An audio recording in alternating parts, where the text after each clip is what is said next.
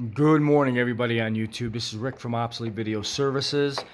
Today I want to point out in this particular video, I did get several emails about this. We are starting to excite you viewers out there wanting to get into television history, recovery, working with old video electronics. I'm very honored that people really want to try taking up this kind of work, and they're watching my videos, and you guys are learning. You're learning fast. I get lots and lots of questions. I wish I could teach a class. I'm so sorry, folks, that I don't know how possible that would be. Maybe I could do it on some type of video that I get it on something where I can actually teach a class and get paid for the time to do it, because I'm very busy all the time. But I would love to teach a class to the people out there wanting to learn this stuff. I do have a lot of tricks of the trade, a lot of special design stuff that I've been doing over the years that virtually nobody does, which makes a vast improvement on video quality and production. And anyways, case in point, I've had a couple people, three one from Australia, I think I had one from New York, and one from Mississippi, I think. Well, anyways, they all purchased some reel-to-reel machines. They said they've been picking up some 3600s, and one guy has an AV 8600. And again, I'm gonna point this out in another video, which I did a while back, but I do have an update on that. They were asking about the output plugs on the back of those old machines.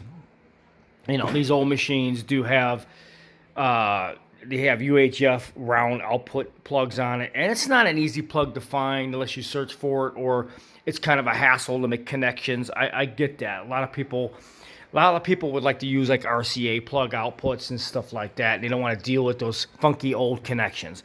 Okay, as I pointed out in a previous video, I do make breaker boxes. Here is my newest design in a breaker box. As I pointed out before, it has little color tabs, like little O-rings on the end of these gold connectors, so I know which is video and which is audio. Which of my previous ones with the older ones I was using didn't have that. So now I'm using these gold extender RCAs when I make my boxes, because it has color codes on the outside to identify video and audio. But this is sort of the plug I'm talking about. This is an Eiaj plug. Okay, basically it's an 8-pin plug, I believe, and if you could see, this plugs in the back of the reel-to-reel Eiaj machines and other units, 3/4 Umatics, older 3/4 Umatics. Eiaj was quite vast in many different type of video formats.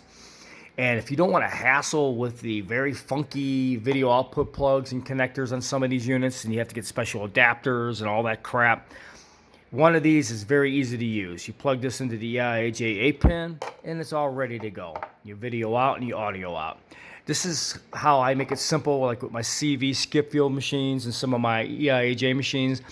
If I don't want to, if I'm doing multiple work and I need something fast and I don't want to be digging for connectors, or I'm just very, very busy and have another piece of equipment that has Eiaj with no output connections that are very user-friendly, I use my breaker boxes. I custom make all these, and I put new connectors on of it. And you can see you got RCA outs, simple, easy peasy. You plug into the 8-pin in the back, and you're ready to go. So I hope that answered your question out there. Breaker boxes is the only real solution if you don't want to mess with all those funky output plugs on the back of these reel-to-reel machines. They use that funky UHF plug that plugs into the back, and then you have to have an RCA connector off of that.